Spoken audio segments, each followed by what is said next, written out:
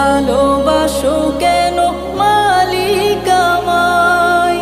কি করে শুকুর তার করি আদায়? এত ভালোবাসো কেন মালিক আমায়?